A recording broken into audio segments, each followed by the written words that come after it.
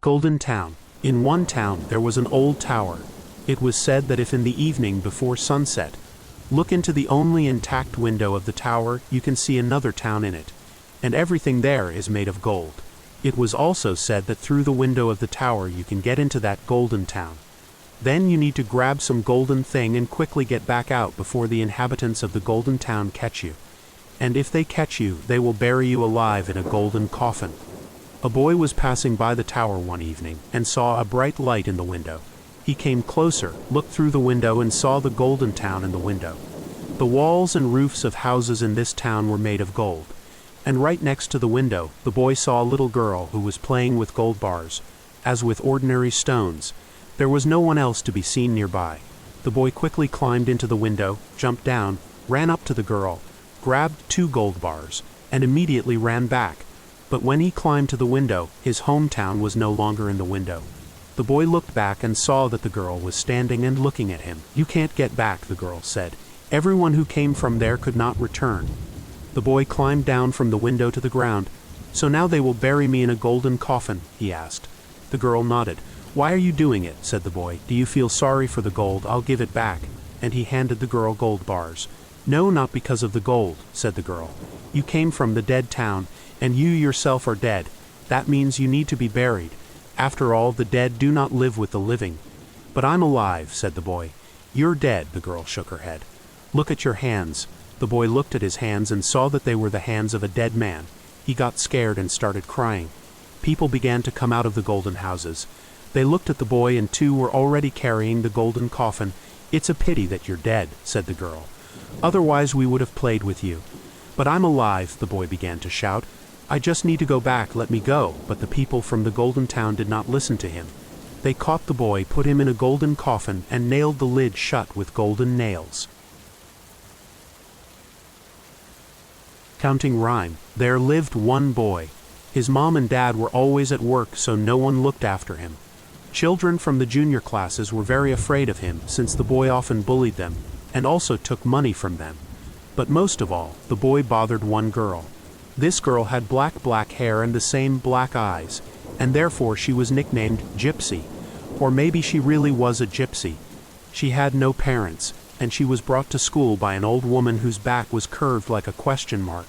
No one knew why the girl did not please this boy, but no one stood up for her because the girl had no friends at all. Once, the boy's parents were even called to the principal's office after the boy tripped the girl and she fell and broke her nose and bled. But it did not help. On the contrary, the boy began to harass the girl even more. Once he even pushed the girl right in front of the old woman. And when the old woman began to scold him loudly, he only laughed, because he knew that she would not be able to keep up with him. "Wait," said the old woman then. "I know who will punish you." The next night the boy had a dream. He and several other children were laying bound on the stone floor. The boy was scared, but he couldn't understand why. He twisted his head, trying to look at someone he couldn't see, but he could hear his heavy breathing and terrible whistling laughter. The boy also saw a large wooden table, stained with red and black paint, and behind the table there was the black womb of the oven where the flames were roaring. This is not paint, the boy suddenly realized, but blood. The dream was terrible, but it was only a dream, which was immediately forgotten in the morning. However, the next night the boy found himself in the same dream again, and he even began to guess why there was blood on the table, and why the fire was lit in the oven. The boy stayed at home all day. He was very scared. At night he tossed and turned for a long time, afraid to fall asleep. But when he fell asleep, his fear became even greater, because he finally saw the one who was breathing so hard. He was huge and fat. His knobby hands were covered with unhealed wounds, oozing blood, sewn up with coarse threads. There was a mask on his face, but the boy immediately recognized those eyes behind the mask. He saw such black eyes on the gypsy girl and the old woman who came to school for her. The fat man looked at the children lying tied up on the floor and began to count loudly. "People, animals, I am none. Do you think that it is done?" When the boy woke up in the morning, he quickly got dressed and immediately ran to school. He realized who could save him. He would beg for forgiveness. He would plead with them. He waited outside the school for 3 hours before it became clear that the gypsy girl would not come, which means the old woman won't come either. and at night he found himself in the same dream again. The fat man counted his counting again, pointing his finger at the children lying on the floor. People, animals, I am none. Do you think that it is done? Sticks, stakes, darkness. No one ever wants me. The whole next day the boy tried to find out where the gypsy girl and the old woman lived. But the children looked at the boy and could not understand anything.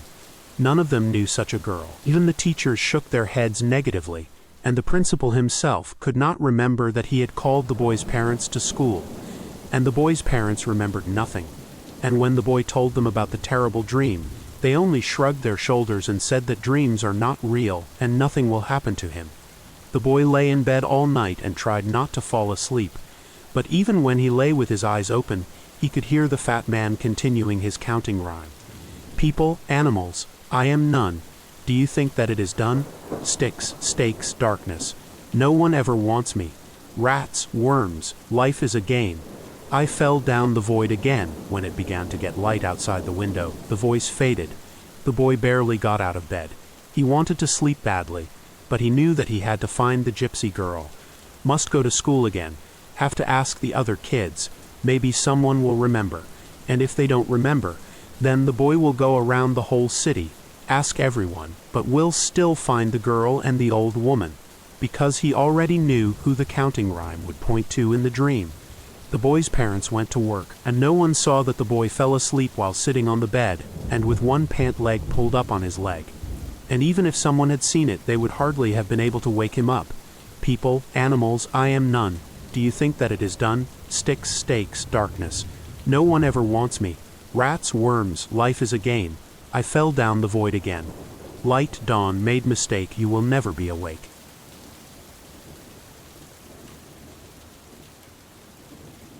Stars. One boy was very fond of looking at the stars. Already at the age of 5, he learned to find constellations in the sky.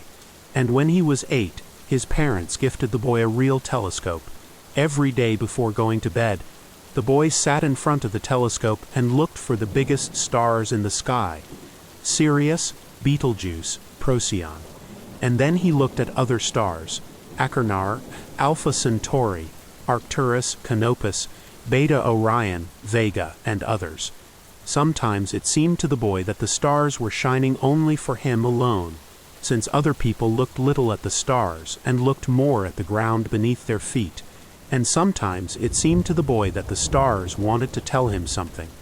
And when he thought about it, goosebumps ran down his back, and he really wanted to find out what secrets the stars were hiding. The boy read many books about the stars, and although he learned a lot new things about the stars, he did not like these books. He did not believe that the stars are just big fireballs that hang in the void of space. He liked the legends and myths about the stars much more. In myths, the stars could be beautiful divine creatures or some terrible monsters. In myths, the stars had a souls and minds. They were alive and could influence human life. In one book, the boy read that the stars are holes in the stellar sphere that covers the earth. In another book, the stars were the eyes of an ancient god who looked down on the earth and created this world. And if one day this ancient deity suddenly stops looking at the earth, the world will cease to exist. The boy began to look more attentively at the stars, and he noticed that if they are really eyes, then these eyes do not belong to one being. After all, not all stars looked at the earth. Some of them looked at other stars, and sometimes it was a very evil look. After the boy realized that the stars are someone's eyes, he was afraid to approach the telescope, but he could not stop himself. He learned to distinguish between different sights: empty, kind, evil. Most of all, there were empty looks, and the least of all were kind ones. But the most insidious were the evil stars. They pretended to be empty or kind, but when it seemed to them that no one saw them, such anger poured out of them that the sky next to them began to turn gray and sick. One day the evil stars saw that the boy was looking at them, and since then, as soon as he approached the telescope, all the evil stars immediately turned to him, and their prickly glances poured furious anger on him. The boy stopped looking through the telescope, and then folded it all together and put it in the box. However, The evil stars continued to watch him. At night, they looked through his window, and then the boy had nightmares. In these dreams, huge monsters descended from the sky and tried to pull the boy out of his house. The boy was saved only by the fact that the monsters had large paws that did not fit through the windows. And even during the day, the boy began to feel like someone was watching him from the sky. And on the street, he began to notice people who had eyes like evil stars. And these people were looking for the boy. But because of the bright light, they were blind, and the boy managed to elude them. But every day they got closer and closer. One morning the boy looked out the window and saw 3 people in the courtyard of the house. They were looking at the boy, seeing him even through the walls. The boy screamed in fear and began to call for Mom and Dad. But when the parents entered his room, the boy saw all that stellar evil stare in their eyes. Many, many years ago, a star people lived on this land, the creature said in the voice of the boy's father. But people came and began to kill us, and those who remained were expelled. They drove us away until there was no place left for us on earth. And then we had to go to the sky, the creature continued in the voice of its mother. But we didn't forget. We waited a very long time. And now we're back. The boy had only one way out. He ran and jumped out the window. But on the street he was caught by other people with the eyes of evil stars. "Where are you running?" they said. "After all, even if you run to the ends of the earth, we will still find you and kill you, as people used to kill us." They picked up the boy and carried him into the house. "We will take your eyes to look with them. We will take your legs to walk with them. We will take your hands to kill with them," the boy screamed. But the star people only laughed. "We will take away your voice and your tears so that you cannot scream and cry." "What will you do then?" Star people brought him into the room and laid him on the bed. "We will take even your death so that you have nothing left at all." The man with the black face. Once there was a girl. She lived with her father and little brother. She didn't have a mother because her mother died. The girl missed her mother very much. When Dad left for work, he warned the girl, "Do not open the door for anyone, especially for a man with the black face." And then one day, when Dad was at work, there was a knock on the door. The girl did not listen to her father and opened the door. A man with the blue face stood in the doorway, and he said, "Girl, I can return your mother, but for this you must give me your brother." The girl refused and closed the door. The next day, a man with the red face came to the girl. "Girl, I can return your mother, but for this I will take your father." The girl refused and closed the door. When Dad returned from work, the girl told him that a man with the blue face came, and then a man with the red face. Dad got very angry and said that the girl should never open the door to anyone again. But the next day, when Dad left, there was another knock on the door. The girl looked through the peephole on the door and saw a man with the black face. "Girl," said the man with the black face from behind the door, "I can bring your mom back, but I won't take either your brother or Dad." The girl was excited and opened the door. The man with the black face entered and said, "But I'll take you." When Dad got home, he saw an open door and a big black stain on the floor. There were no girl or brother. The man with a black face deceived the girl and took her brother along with her.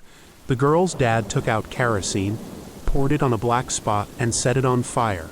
The spot immediately flared up with black flames, and screams were heard. When the whole house burned down, the girl's father bought a train ticket and left for another city forever.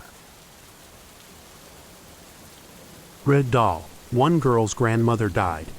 Before she died, she told the girl never play with a red doll that lies in the attic. But the girl did not listen to her grandmother, took a red doll from the attic and began to play with it. In the evening, a mother returned from work without one arm. "Girl," Mom said, "never play with that doll again." The girl said that she would not take the red doll again. But the next day she again took the doll to play with. In the evening, a mother returned without two hands, and again she told the girl not to play with the red doll anymore. But when her mother left for work, the girl again took the red doll. On this day, a mother did not return from work at all. And at night, when the girl fell asleep, Two red hands descended from the attic and strangled the girl. Toy. One little boy went with his mother to the store and saw a toy dog there. The toy was small but very beautiful, just like a real one, and the boy really wanted a dog, so he persuaded his mother to buy him this toy. The whole day he played with the dog, and even went to bed with it. At night, mother heard screams, and when she ran into the boy's room, he was all bitten, but there was no one else in the room except him. The boy was taken to the hospital. The next night, someone bit the boy's sister. When asked if she had seen anyone, girl said that it was a very big dog, but there was no dog in the house, and the doors and windows were all closed. Even the police came, but they did not find anything. The boy's sister was also taken to the hospital. The next night, the boy's mother took a large stick and hid herself in the closet. Late at night, she heard someone open the door to her room. The boy's mother opened the door and saw a huge dog. It was the same toy dog she had bought for the boy.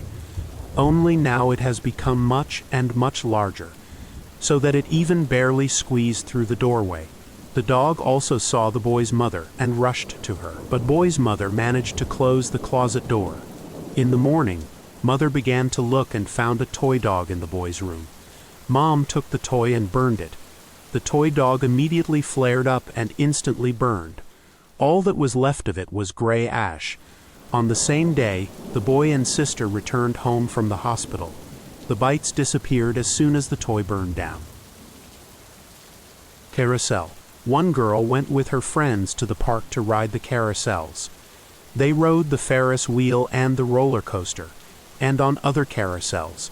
Only one carousel they did not go on. No one rode this carousel, although it was very big and good-looking. You better not to ride on it, the girlfriends warned the girl. All those who rode on it did not return home. But the girl liked this carousel so much that she decided to ride it. Near the carousel stood a man in a blue suit. He took the girl's money and gave her a number. The girl chose a booth and sat down. The man started the carousel. The carousel spun, but the noise of the engine was not audible. But the girl heard someone crying. She wanted to see who was crying there, but the booth in which the girl was sitting suddenly slammed shut, and when it finally opened, the girl found herself in a dark room where there were many other boys and girls, and they were all blue.